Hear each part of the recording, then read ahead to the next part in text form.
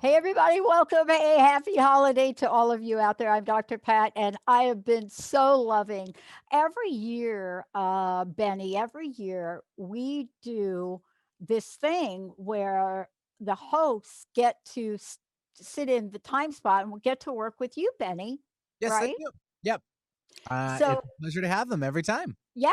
So you're not like just Benny, like a name. Well, I mean, I They get to meet the Benny. sure. And so, It's like what Santa a, Claus. I'm telling you, what a great job. And for those of you out there, I take this time of year to really regroup, to do some creative work, or to do some things I wouldn't ordinarily have the opportunity to do. So I want to thank everybody out there. Um, one of the things that I want to say is, and of course, I want to acknowledge for those of you tuning in, we have a new producer, Kellen, and he is running the Facebook Live venue. So it's the Benny and the Kellen joining us here today. My very special guest, You're though, doing amazing, by the way. thank you, Benny. That's the way you do it, right That's the there. way to do Good it. job. Thank you. Keep That it up. is so the way to do it. That's it. And, you know, I wish I had a voice like Mimi. For those of you out there, look, these are some rough times. Man, I cannot, I, I got to tell you, I had to go buy Mary Jane Mack, this brain tap thing, because these are rough times. Today, my very special co host, Nancy Landrum, is an expert. And by the way, what do I mean by expert? Right? Take a look at this. This book's about boundaries, how to stay married and love it, stepping together, which is one of my favorites. And she is somebody that has committed her life to helping people understand there is more than one way to handle the stuff that comes up in relationships. And her whole life journey was about that. Married at 18, widowed at 23, you know, two baby boys, and then to look at how she has sculpted her life and has committed to understanding relationships and talk to marriage and talk to step parenting, and all of that turns into a fabulous coaching practice, and a coaching practice that we certainly need a lot of right now, because we are now being tested beyond anything that we could probably have imagined. So the question then becomes, is it, is a happy marriage a myth? And if not, then why aren't we happy? Nancy, it's great to have you. Thank you so much. It's my pleasure to be with you. You know, this is a tough one, right? This idea of a happy marriage. I mean, you go back and you look at some of the old school shows, right? And Linda, by the way, loves the Hallmark Channel, right? Every year, the Hallmark Channel. Yeah. And so we watch the Hallmark Channel. Everybody on the Hallmark Channel is happy in relationship and they have figured it out. They get some rough patches, but then they figure it out. If it looks like that, what seems to be the secret to making it work? Well, first of all, the Hallmark Channel produces movies that are fictional. That's right. They make it look so much easier than it really is. And there are times I wish I get tired of the Hallmark Channel movies because I want to jump in and coach the people that are doing the acting. There are certain skills, communication and conflict management skills that enable you to build a happy, lasting, loving marriage. And most of us get married with the dream of being happy and the assumption that we're going to be happy, but then reality hits. And then what do you do with reality? What do you do when you have your first fight? How do you treat each other with respect when you're mad at each other? What do you do when you have a difference of opinion that is very strong over an issue that's important to both of you? When my late husband, Jim, and I got married, we had both been widowed. We had 5 children between us. We thought we were older, we were more mature, we could handle anything. But the very unique challenges of step family dynamics just broadsided us. The day we got home from our honeymoon, we had a little spat. And over the next few years, that evolved and grew until it was dominating. That particular issue was dominating our relationship. We were fighting almost every day. And we looked for help. I mean, we read books, we went to seminars, we saw counselors, but we were given wonderful advice, but we weren't told how to implement that advice. Like, how do you go to bed without being angry with each other? How do you resolve things so that you each feel like you've been heard and respected? We were so frustrated with the good advice, but without the skills or the tools to help us implement that advice.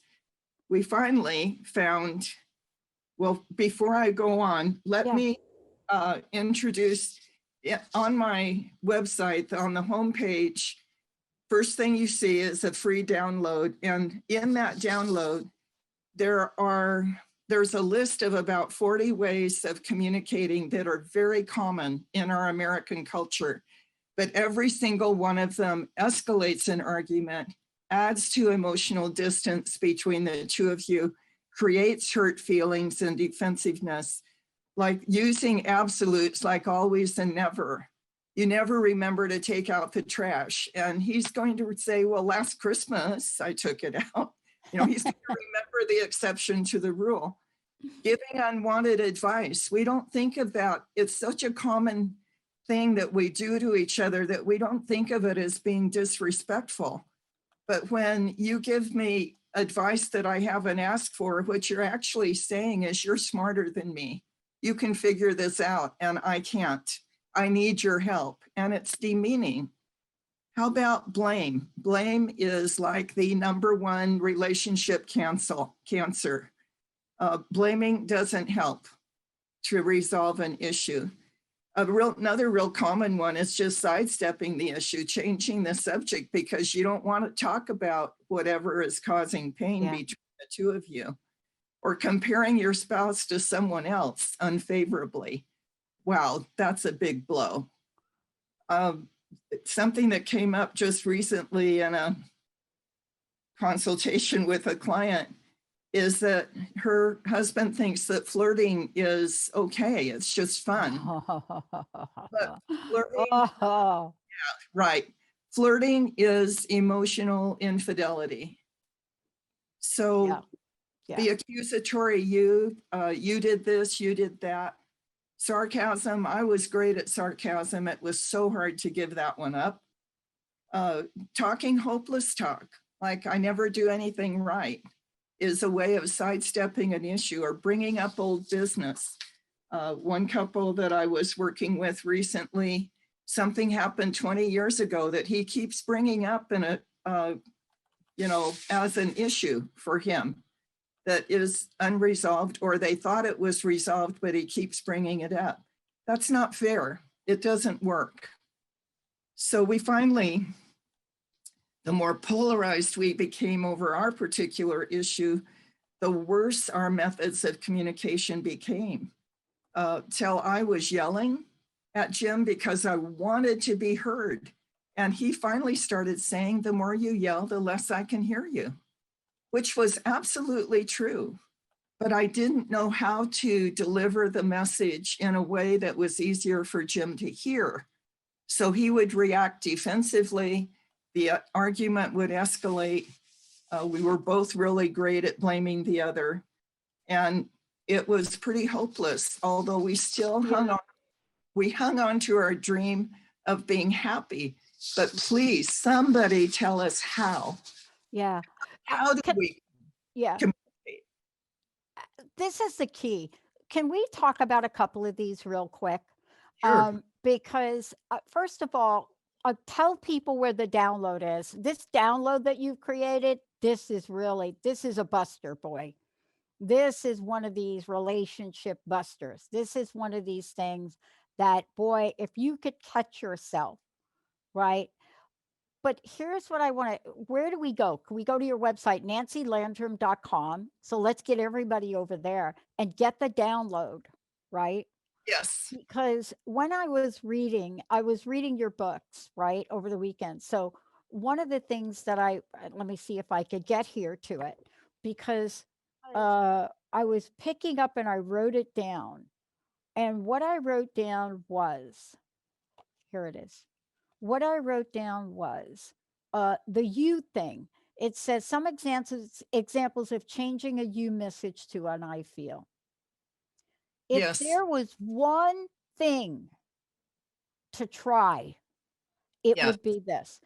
You hurt me. You shouldn't have done that.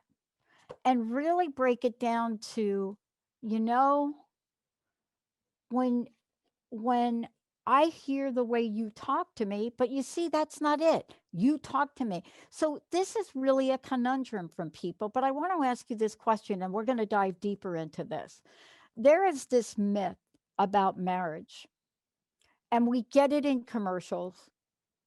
You know, we get it sometimes in just bits of communication. We get it from the influence of television, like I just talked about. Right. And by the way, I love some of those Hallmark things. I just do, because there's some days I don't want people talking at me. I Right. just want to see people live their best. So there's something brilliant about them. Uh-huh. But if you pay close attention, somebody usually messes up. Yes. Well, that makes the good storyline. Somebody messes up, and you watch how they correct it. But let's talk about this for a minute. This idea of disillusionment, I think it could lead to what you're talking about. How do we help people not build a resentment? Because I have a situation now where, you know, we sit down and we talk about things, but the kind of resentment showed up in really short, snippy, you know, you can't even have a conversation. Everything is short and snippy. And you got to know that there's something underneath that. Where does that fit in? Well, first of all, someone who's being short and snippy is focused on getting their own agenda across to you. They're trying to convince you that they're right and you're wrong. They're not really listening. They're not accepting that there are 2 points of view here. Both points of view are valid.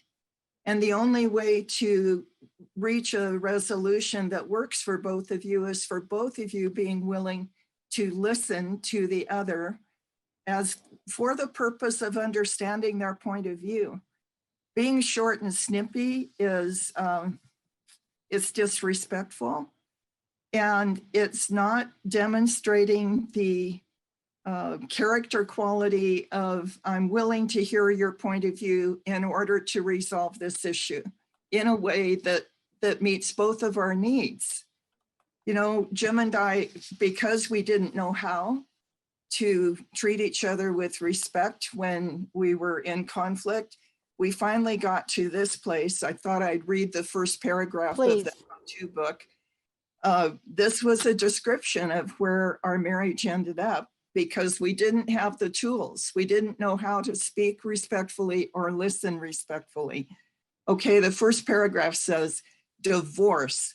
The word shattered the space and hung in the air between us like a red fog. Even after all the conflict we'd experienced, we were both stunned to silence by the introduction of that possibility. How could our relationship have come to this? Why wasn't it enough to love each other? We'd always heard that love and commitment were all it took to have a great marriage. We did love each other. We were very committed to each other and to our marriage. What was wrong? We'd both been through so much and we're so happy to find each other. We were in our 40s, adults. Why couldn't we resolve the conflicts that were eating away at our love and commitment like a deadly cancer? Well, the answer to that question is that we didn't have good conflict management skills. It's not just love and commitment that make a great marriage, a happy marriage. You have to have the skills to know how to address conflict when it comes up in a way that is mutually respectful and to find solutions that meet both persons' needs. We did not have those skills. They weren't modeled for us in our homes of origin. Our culture certainly does not model those skills. Most of TV does not model those skills of good conflict management. But we finally found a coach that began to teach us, how do you speak to each other? How do I speak to Jim when I'm angry, but I still can maintain respect for him?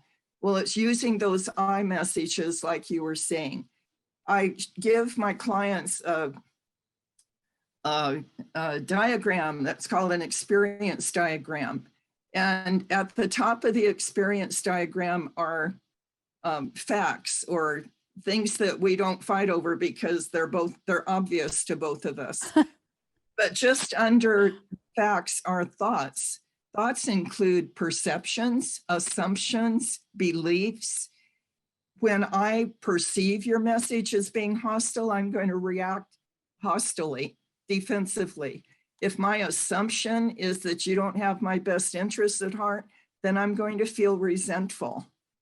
If I hear sarcasm or name calling coming out of your mouth, I'm going to feel disrespected and want to fight back. So in order to get to the level of communication where we get past the assumptions and perceptions and beliefs, we have to go to feelings. And feelings can be shared in 3 words. I feel happy, I feel sad, I feel disappointed, I feel hurt. But it's avoiding the you messages like you just mentioned. You really hurt me when. And I don't like it when you do this, or I wish you would change that. Those are all you messages. Or why did you do something or other? That's a you message. So to share your feelings, your concerns, and your dire desires are deeper levels of communication that bypass the fight area. All fights take place up in that quadrant that says thoughts, which includes our perceptions. One of the first skills I teach couples is perception checking. Before you assume that your perception is accurate, tell your partner, what you just said sounded like you might be angry with me. Are you angry? And let your partner tell the truth so that you eliminate misperceptions and misunderstandings. I've had some couples tell me if that was the only skill they learned, it would save most of their fights, prevent most of their fights. Yeah. I want to ask you about something you just said, if I could. I was taking a few notes here. One of the things I think that people feel, can you help me with this too, Nancy, is one of the things that people feel is unloved. Do you know what I mean? I know exactly what you mean. Unloved. And I think that is a feeling. Yes. Or I feel unloved. And I will say that when you hear that, right, I feel unloved. There's something about that. I can't even explain the power of that, right? And then they want to know why, right? Yes. What do you mean you feel unloved? Of course, right? Of course I love you. Because then doesn't that open it up? And I feel unloved doesn't seem like enough for me, Nancy. It's when you ... I feel unloved, correct? But then I'm saying you again. Can we talk about this? Because deep at the core, especially in relationships, love relationships, when the buildup is so great that there are so many of these things, right? it boils down to a core feeling of where'd the love go? The love disappears when you don't treat each other with respect. Respect in my belief system that I've kind of gotten pretty Yeah. locked into the Yeah. last years from all my experience coaching as well as my personal experience. Respect is the medium that grows love. And when you're not given respect, then love erodes. It slowly dissipates and goes away. One of the primary things that conveys a feeling of love and respect is when I listen to you for the purpose of understanding your point of view, not to change your mind, not to present my own argument, but repeating back what you're saying without any bite to the tone of my voice, but with real sincerity. When I repeat back what you're trying to tell me with the purpose of trying to understand your point of view, that meets one of the core needs that we have as human beings. I believe one of our core emotional needs is for there to be someone in the world who hears us and gets us. Yeah. And when we're in a relationship where that kind of being heard and valued and respected is not being experienced, then the love disappears. Yeah. I want to ask you this this question, and this is something that I want to bring it to light here. When one of the things, and I've talked to you about this before, that one of the things that I got to study in school was, first of all, under the broken promises umbrella. Yes. But under the broken promises umbrella, what we found was it wasn't always the promise you broke, right? Like, I thought you were going to take me to the movies. Okay, that's like the promise. And then you didn't do it. Right. That has an impact, but it's the thing that really drives mistrust and lack of respect is how it happens. So, for example, texting somebody you're breaking up. Oh my God. Right? Right. Or having your friend tell your friend of a friend that you can't go to the movies tonight. It's Well, the how. Isn't the how the kicker as well as the what? the situations you've just described are disrespectful ways of communicating. One of my former clients used to speak in a really loud voice and was kind of abrasive. And one day I asked him, when did you first decide that your voice wouldn't be heard and that you were not important? And it was when his father would break his word to him. Like his mom and dad were separated, and his dad would promise to come by and pick him up at a certain time, and he wouldn't show. And to this young man, that meant that he was unimportant to his father. That is what's being communicated. You're not important enough for me to show up when I say I'm going to.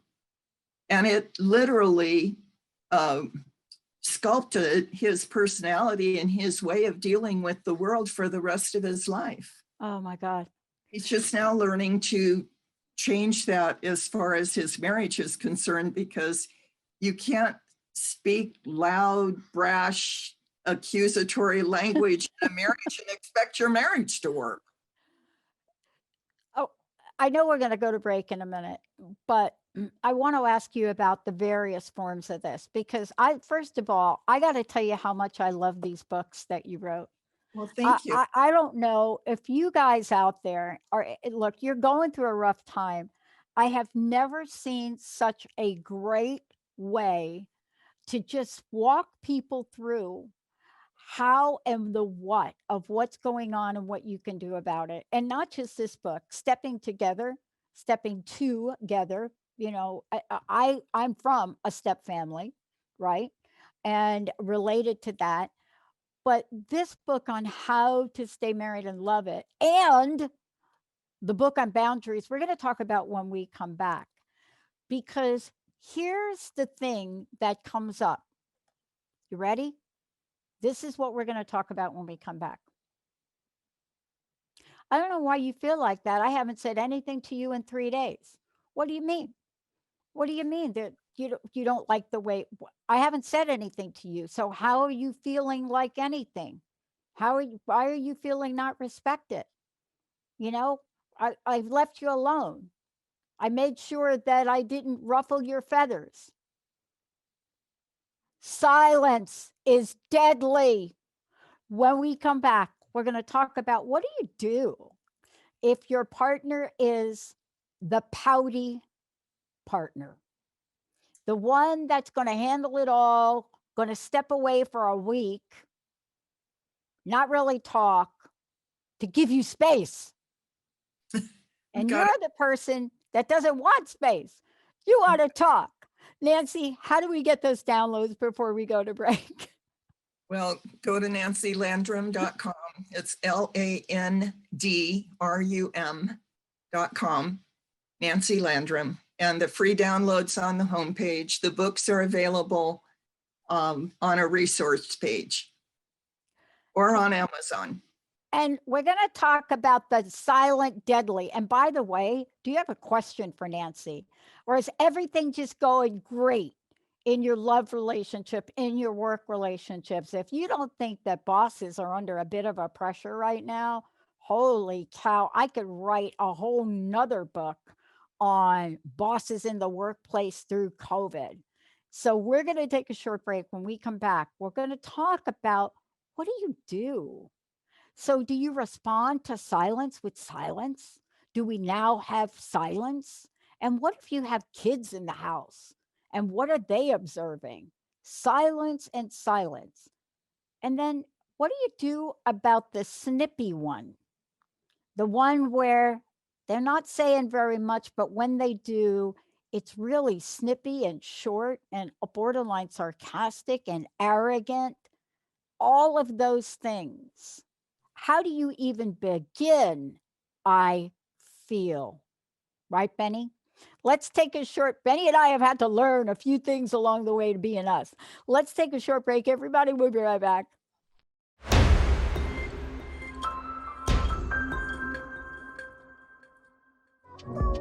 I thought you were going to play, Benny, my favorites about love. Only the way Tina Turner can do it. Oh, well, there. I will look for that one. What love got to do with it? Oh, Alright. yeah, gotta love Tina Turner, but I also love Nancy Landrum. Nancy, this is one of the most pivotal conversations in the work that you're doing. It is beyond important right now. I mean, it is so beyond important. I am hoping that you're able to help people, even when there's so much damage that has been done here during these tough times. I'm hoping that they will pick up the phone and call you and sit down with you, because I know for me in the relationships I've had to get help from a third party, because I got to tell you, I made it worse not Well, having the right tools, right? most of us make it worse simply because we don't know any other way. If we knew how to make it better, we would have made it better. Yeah, especially when you do the whole I feel part, where you don't learn not to say, well, I feel when you do that. No, that's not like the feeling. How do people get the download though? Because that download is super cool. Go to nancylandrum.com, and on the homepage, right at the top of the page, is the free download. I think it's called Communication That Distances or Communication That Connects. Yes. Does And your communication connect or distance? there you go. Yeah. Um, let's get back to what we were talking about earlier, because you were sharing your story and you also talked about respect. Um, it is one of the most, on almost every survey that's ever done, it's one of the most at the top of the list of just about everybody's list. And yet it means different things to different people, right? Okay. What qualities, though, if I could ask you, what are the qualities that we are to look for to put the happy marriage tools into practice? And the reason I say this is because this is an inside job. We Yeah. have to change inside, Yes. right? But you've got to have some qualities. You've got to really look and say, man, when I'm like this, boy, I'm not really helping out in this. Can you talk about these qualities a minute? I think the primary quality is being willing to look at your own behavior, what you are investing, what you're putting into the relationship. And if you look at this list of defective communication tools that's in that download, and you notice even just 2 or 3 of those, when they're used regularly, damages the relationship. So are you willing to change that? Are you willing to replace poor communication tools with communication tools that are more respectful? It takes some humility to look at your own behavior and be willing to assume your half of the communication dialogue, what you're putting into it. I've had clients whose partners were not willing to come because the partner thought they weren't at fault. They had nothing to change. So the change that my client was willing to make eventually impacted the relationship in a really positive way. In my, let's see, it's in the sequel to How to Stay Married and Love It. The sequel's called How to Stay Married and Love It Even More. Yeah. I have a chapter called One, W-O-N by O-N-E. And that's the story of particularly one client who by himself saved the marriage by changing his own behavior, by being more respectful and thoughtful to his wife, and won her back into a love relationship when she was ready to bail out. She didn't want to be there anymore. Yeah. I want to talk about something in one of your books, right? You see this? I'm not saying this is always, but a lot of times I think if we look, there's something that has rubbed the other person sideways, and chances are it has to do with the boundary. About not knowing what a boundary is or knowing what the boundary is and just stepping all over it. And I wanted to talk about the importance of this because in the book, you talk about boundaries and resentments, right? Yes. And you say resentment also creates distance in the relationship. Every time I submit to being treated disrespectfully without being truthful about how I feel, a block is added to the barrier. Every time I treat my partner disrespectfully, another block is added. Every time the truth is not spoken, the wall becomes thicker. And I think this is what we're not getting. This is cumulative. Yes, it is cumulative. Absolutely. And the way to take the boundary down is by speaking the truth respectfully, by making it clear that, well, what Jim and I did when we were changing our methods of communicating, I gave him permission to hold me to the boundary of respect. If he heard sarcasm coming out of my mouth, he could very respectfully say, Nancy, please say it differently, say it more respectfully. Oh. And when I heard him doing the accusatory you, he gave me permission.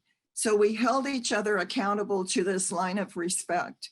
And the more time you spend on the respectful side of the line, the more you're going to like each other, the more you're going to like yourself, and the easier it will be to resolve conflict.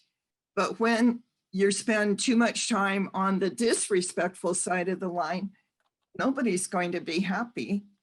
I had to learn not only with Jim, but in other relationships that I don't tolerate disrespect. If I had a client wanting to meet with me a few months ago, and he was so disrespectful of my time. He called several times in the evening and I asked him not to.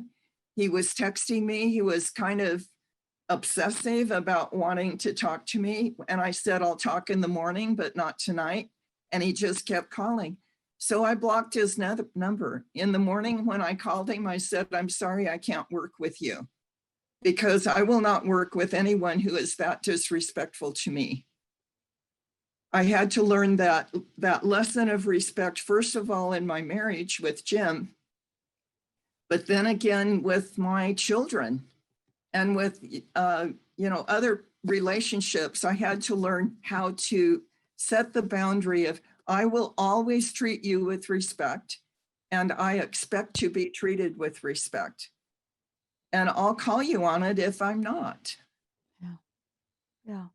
Boundaries, I think, are a very essential part of developing healthy relationships. Yeah. One of the former client would, whenever he and his wife had a fight, he would go home to his parents and basically abandon her and the children for a week or 2 weeks at a time. And it was, of course, all her fault. And his mom and dad let him stay home with them. They rewarded his disrespect by giving him a warm bed and good meals and letting him stay there until he was ready to go home. That's a place where tough love boundaries were needed from the parents to him and also from the wife. The wife would say, when he'd say, I'm just going to go spend some time with mom and dad, she said, fine, go. And I said, what to the wife? I said, what you're communicating is, I don't need you. I don't want you. We won't miss you. And that isn't what he needs to hear. She was reacting from her hurt feelings. I kind of jokingly tell my clients, when we are using poor communication skills, we're reacting or we're speaking from the 2-year-old inside, the immature child in us that is hurt and just wants to fight back.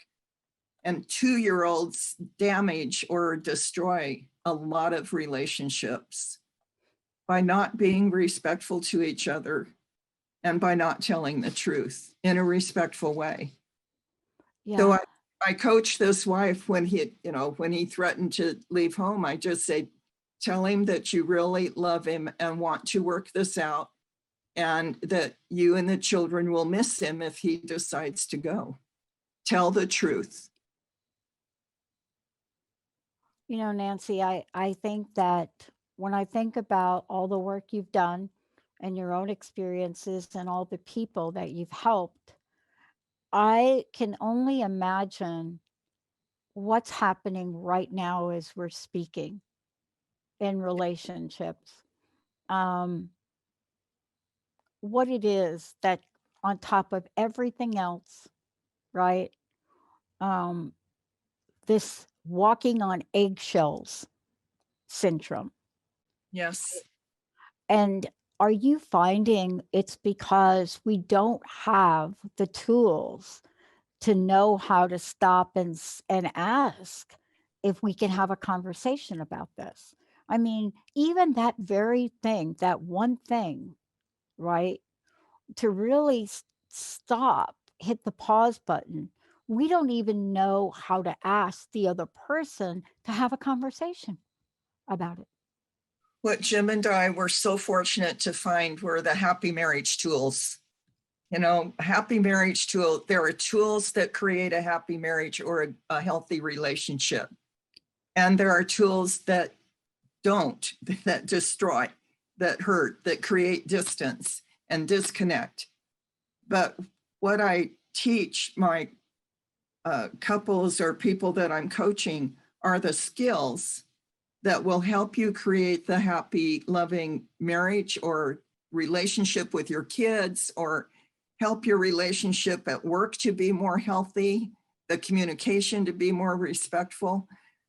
One young man, he and his wife, when they first came to me, he had one foot out the door. They just came to me as a last-ditch effort to see if their marriage could be saved.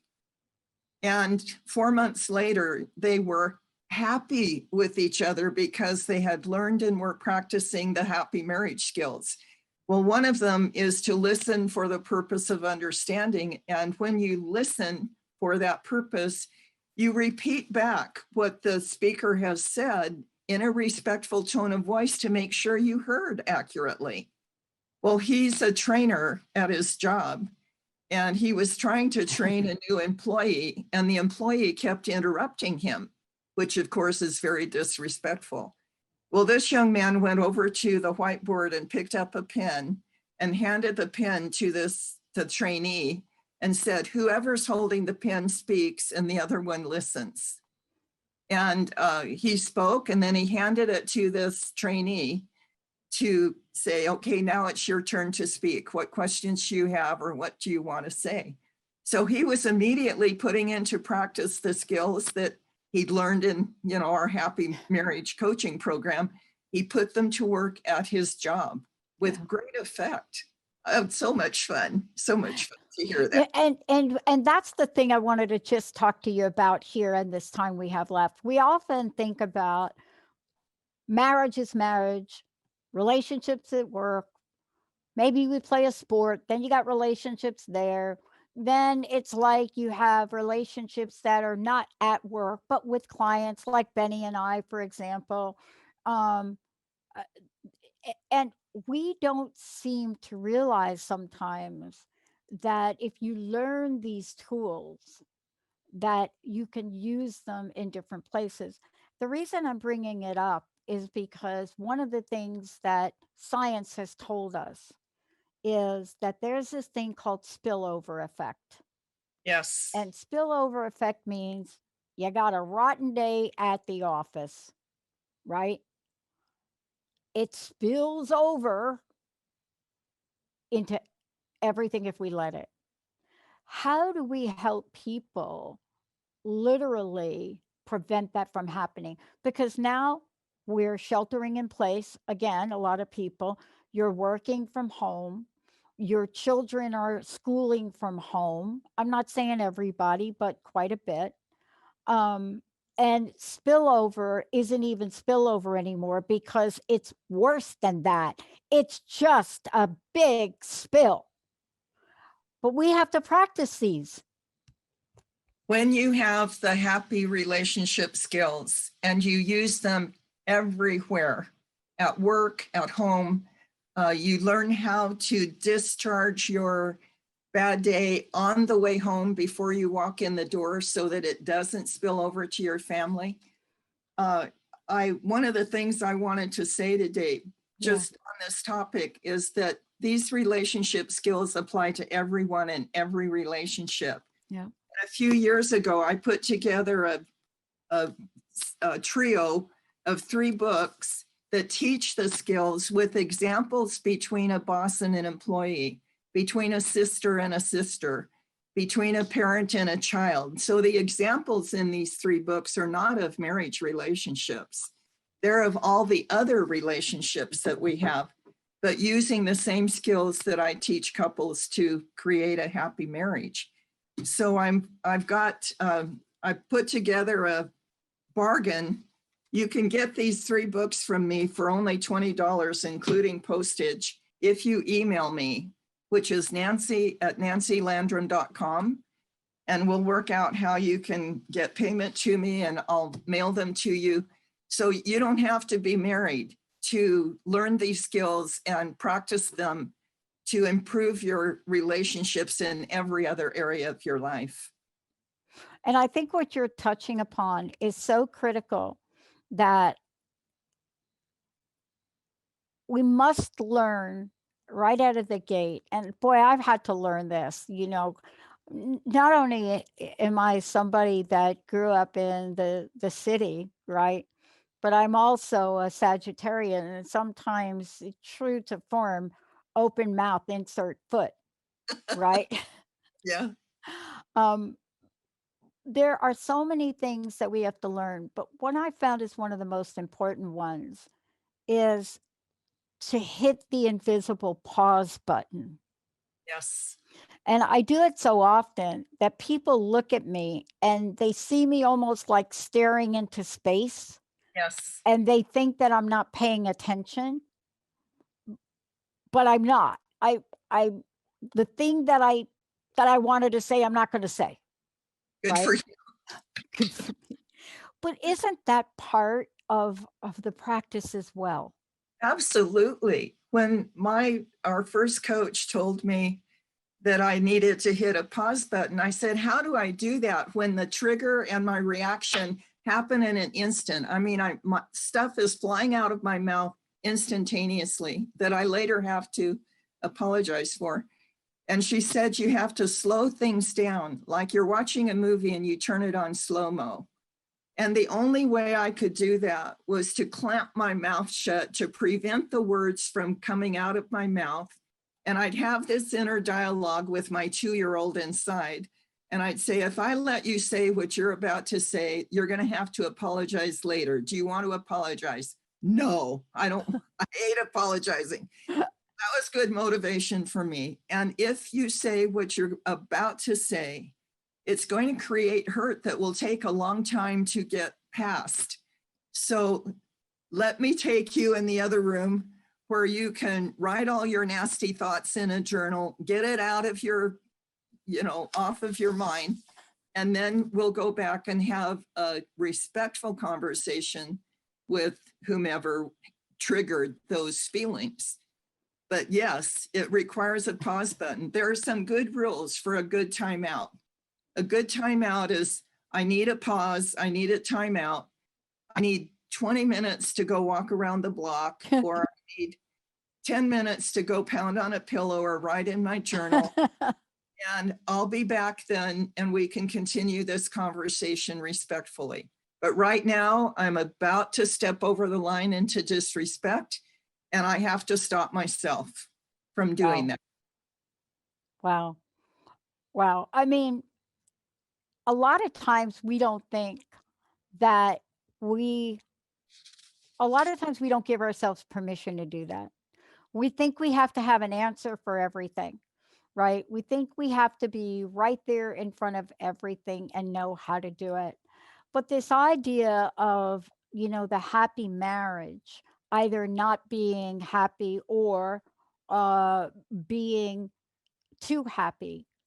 I mean, we have a perception, but the greatest challenge we have with that is we forget that we're going to have potholes along the way. Potholes in every relationship. There Yeah. are potholes in every life. Nobody has a perfect life. There are no Stepford neighborhoods. So learning to navigate the potholes in a way that builds your relationship instead of tearing it down are the skills that I teach. I said to one gentleman recently who does everything he can to avoid conflict. Yeah. And I said, what? And of course, then it builds up and boils over because it's not being addressed. And I said, what if you were to change your belief? And let's just install the belief that conflict is the doorway to greater emotional intimacy. Resolving conflict is the way to build a stronger relationship. Then you don't have to be afraid of it or avoid it. Jim was an avoider. And he learned, that if he would address conflict, then it wouldn't blow up in his face later. I just give him so much credit because he was willing to learn these skills. We didn't always learn them at the same rate or at the same time, but over time, he learned the skills that he needed to learn to strengthen that weakness or that Yeah. belief that somehow conflict is bad. Conflict is just life. Yeah. So let's learn how to deal with it in a way that builds our relationships closer. Yeah. And boy, conflict we get at even the earliest of ages. Sure. The minute that we stand up and go after that beautiful vase on mama's dining room table, and mama's like, no, you're not, right? Nancy, thank you so much for today. Again, please mention what you have and what you've offered for people. I know you put a bundle together, but also mention about the download again. And let's get people to your website. nancylandrum.com. The download's on the homepage. It's free. You just type in your email address and it will come to you automatically and you can print it out. And if that intrigues you, if you learn, good stuff from that and you want to know more, then there are books. There's an online relationship skills course. There's my personal coaching, of course.